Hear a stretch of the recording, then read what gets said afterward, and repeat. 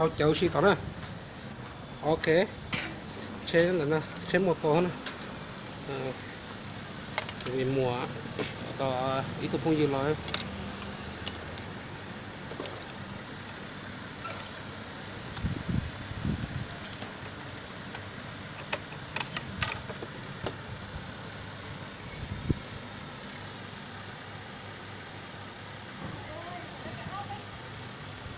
thò đi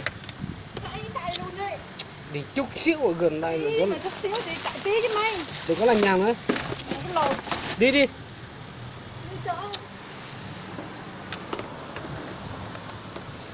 trời ơi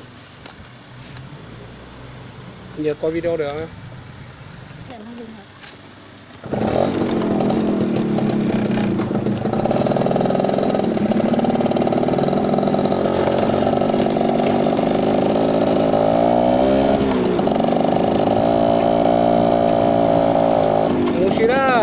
Musia vui học chả ra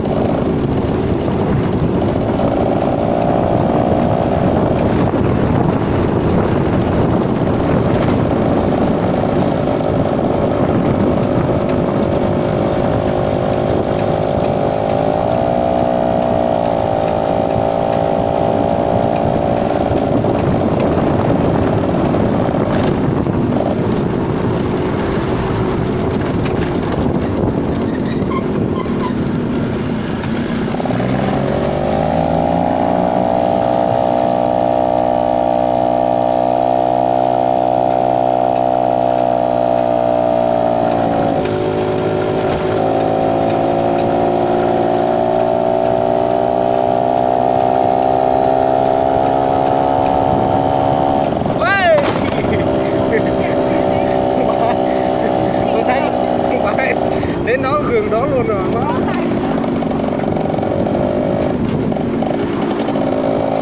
cái xe đâu rồi đấy có một cái đây nữa má nó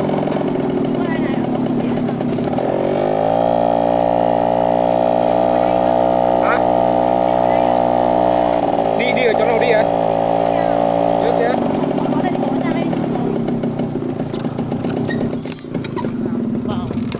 đâu có bỏ được xe trong đó đâu lá bia hồ á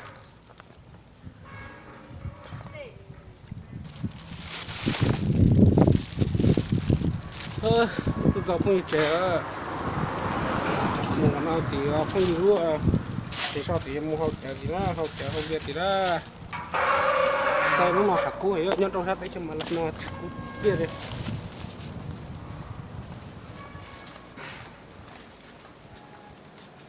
hello boss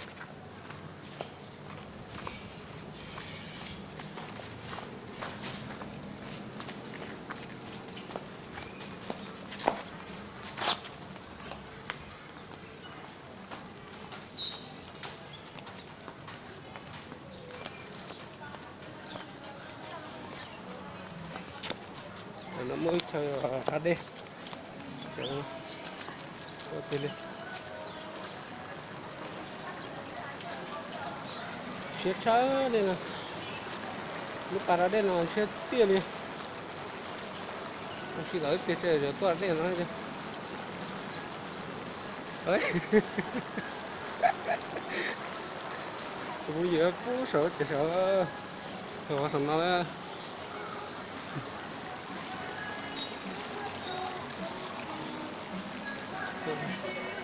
nhân tử tiền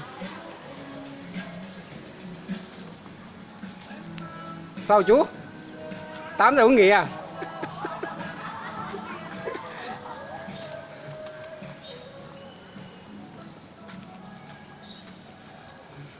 Trời ơi, nhìn trên là nó một chú sầu.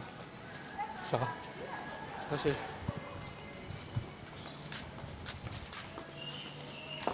Nó mua chú sầu nữa. Giờ tiến link tôi sẽ để video nó của cho nên một sai thôi nhỉ, nhưng tôi sao cái chùm này nó ha.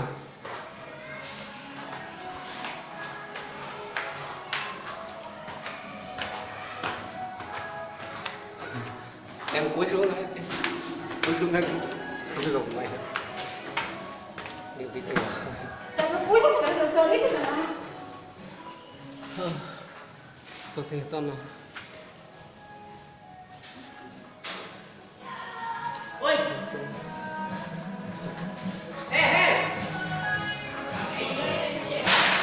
Hello.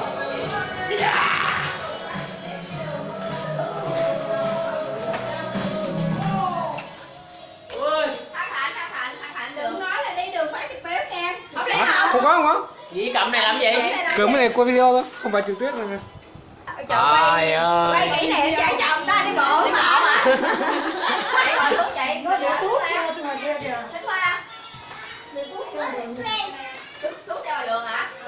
Rồi đi bộ rồi phá rồi quay video lại. Không biết đâu, chị đâu biết quay nữa đây chụp cái này cái chồng đây. Nghĩa đến gì lấy chén giùm cái vậy cha. Đúng lại luôn. Thôi khỏi đâu. Ủa sao nổi tắt hết rồi. Gì khỏi trời. Ông này thấy hát mà. Là hết hát rồi. 6 giờ mới đi. Cái gì vậy 6 giờ mới cửa lên nha. 9 giờ rồi mới có 3 rưỡi à. Từ từ đi nha. Đóng cửa đây giùm mẹ ơi. Chút xíu nữa con ơi, giờ còn nắng lắm con mới đi ngoài rồi đưa điện thoại. 还有3点个， Để xong tiền. 还有3分钟个。 Trời ơi, hôm qua nó cũng lắc không phải. Hả? Trên giường. Chị đó Chị? đi làm chẳng mua được cái gì, Hả? đi làm chẳng biết mua cái gì. Thôi trời ơi, muốn gì em ngủ chị qua đây chơi là vui rồi, tại họ qua không có qua được chứ không phải không muốn qua. Thấy bê chưa? Sao mới lên nữa? Đưa máy trời nó bắn nhạc. Nó nói đi bêu wifi nó ra rồi. Chưa qua đâu à? Uy khoan ra được mà. Chị chán rồi chị lấy cho mẹ đi. Cái nói lại. Mà bay. Mà bay. Rồi đi làm mà mình mắc cái miếng thịt lại. Mà bay. Chị đóng cửa lại. Chị hôm qua chị cũng lấy cài nữa hả? Rồi ăn cái gì? Một chút nữa mới đi tới. Ra ra ra. Đàn ông khóc xấu quá. Đàn ông khóc xấu trai lắm. Cái gì? Hả? Đi mẹ đi nào. Mày lớn mà mày thua nó. Quê không mày. Không có làm nó gì đâu mà nó quýnh Tại trời. nó quýnh đâu, nó thương, nó quýnh đâu mà nó quýnh nó đụng vậy thôi mà quýnh dở mà sao khóc vậy trời. Đàn ông phải để đàn bà. Mẹ nó đâu chứ mày đánh bạn hay chưa? Có đánh bạn là mẹ dẫn con đi về, không cho con ở đây chơi luôn đó. Bữa sau bữa nào mày chết tắt vậy? Hả? Sao đánh bạn vậy? Có chừng cái bàn á đứng lên đâu để nó quýnh nó mà. Giỡn nó mà. Đi dục cho một lần đi qua đó. Ủa sao hai người không phải trực tiếp mà nói trời ơi cái miệng ông này. Bên chị á. Rồi chúc mừng sinh Đi nhật nhậu đâu chị. cơ mà. Nhậu đâu? Cứ hai người đi. Trời ơi, đi vòng vòng chơi. Vậy hả? Chỗ Đi chị. ăn hả? Rồi đi vòng vòng nữa. Đi kiếm chỗ câu cá. Coi gì đó. Này có cá không? Có. Không có cá. Không có cá. Cái này giờ sao vớt ra hết rồi bỏ mới vô hay gì? Không có cái đó mới đó. Mới đó hả? Mới hả? Chị bỏ rau vô ha.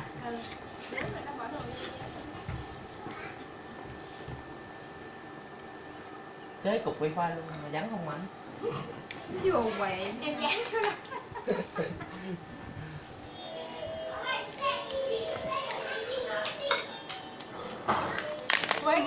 Đường tước. Xong quay trực tiếp mà quay gì kỹ chứ. Bữa này có chuyện khác. Chuyện khác làm. Điều ai vậy? Uống bia nữa hả? Không lấy tiền hả? Ôi quên nữa. Nước à? Sao ghi. Lấy bia đây, bia lạnh nè. Uống rượu không? Chị cứ lấy về tí uống. Bạn vô rượu hả gì? Hả? Sao này Tắt tao cái lò làm sao giùm em anh đi. Dạ vô phà phà trời. Cái thùng đó giùm em. Hả? nè Dạ hoài đúng trời. Là gì? Ở bia đây nhóc Chủ con. nhà vô không được mà khách người ta vô phà phà. Ừ. Chủ nhà bệnh hoạn. Chủ nhà khó ưa.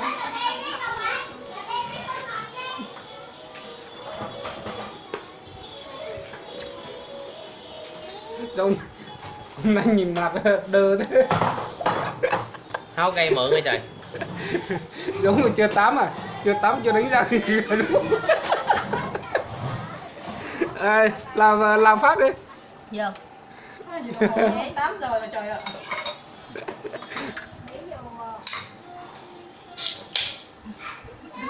Chúc mừng sinh nhật em. Rồi chị về vui vẻ ha. Bữa nay 6 tay còn 3 ngày nữa hả? Có 2 ngày nữa. 2 ngày nữa 8 Háo cây mượn ơi trời.